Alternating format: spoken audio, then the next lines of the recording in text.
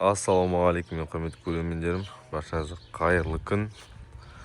Біздің қойларымыз мына жақта жатыр, мына ешкілер, қойлар тоже. Алла амандығын берсе, мына ақ ешкіміз туу керек.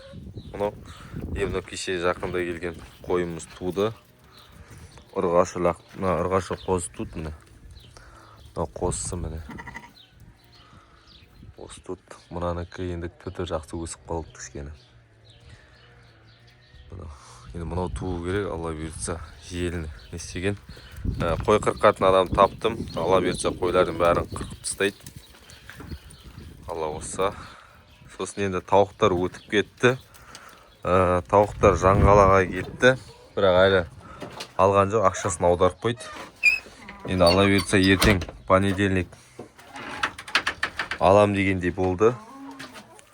Тауықтар жұмыртқа туып отыр, шүкір. Осы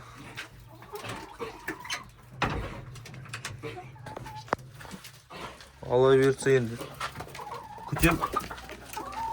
Мені жатыр. Оппана. Так, осылай тауықтар кеткенше жұмыртқаны пытырлатып туып тастаңдар енді.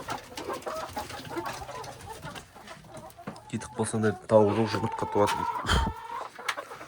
Міне қорадағы жаңалықтар осындай. Достар, бізде екі жұмыртқа туды. Манадан бері туып отыр ғой, алып кетірім ғой. Просто для себя видеоға сірейін, не болды өтелуін.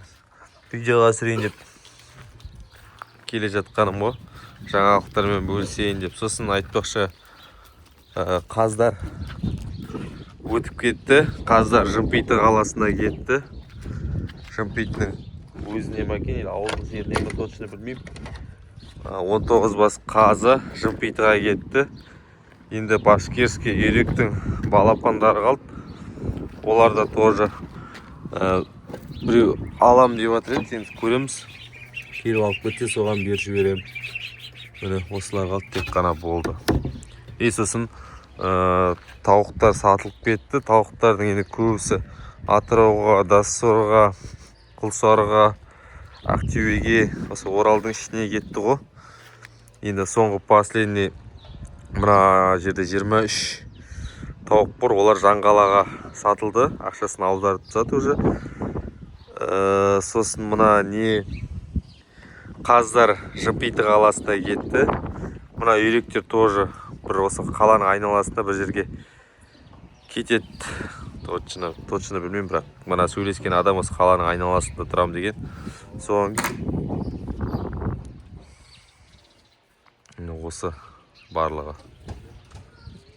нормаль. Тауықтар шүкір жұмыртқаларын беріп жатыр.